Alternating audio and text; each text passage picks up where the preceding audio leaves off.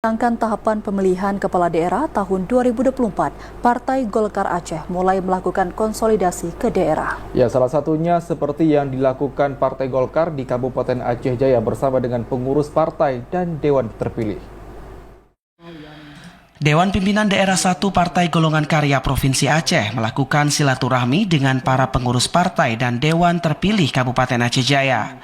Silaturahmi yang digelar Partai Golkar bersamaan dengan kegiatan halal bihalal dan konsolidasi partai jelang Pilkada 2024 yang berlangsung di salah satu rumah makan di Pantai Calang. Ketua DPD 1 Partai Golkar Aceh TM Nurlif menyampaikan kegiatan ini dilakukan dalam rangka memperkuat konsolidasi sesama kader hingga tingkat kecamatan dan kampung yang ada di Aceh Jaya pasca Pileg 2024 yang lalu dan menghadapi Pilkada serentak baik pemilihan gubernur maupun pemilihan bupati, wakil bupati Aceh Jaya.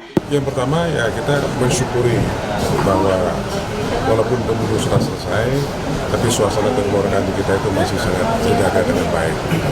Baik sesama kader Golkar maupun antara Golkar dengan seluruh masyarakat di Aceh Jaya. Demikian juga di daerah-daerah lainnya di Aceh.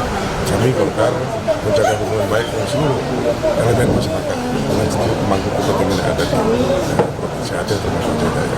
Dengan modal yang diperoleh Partai Golkar Aceh Jaya saat ini berharap pada pilkada ke depan, Partai Golkar bisa bermain peran baik untuk pemilihan gubernur, wakil gubernur, maupun pemilihan bupati, wakil bupati, termasuk di Kabupaten Aceh Jaya. Dari Aceh Jaya, Musliadi, TVRI Aceh melaporkan.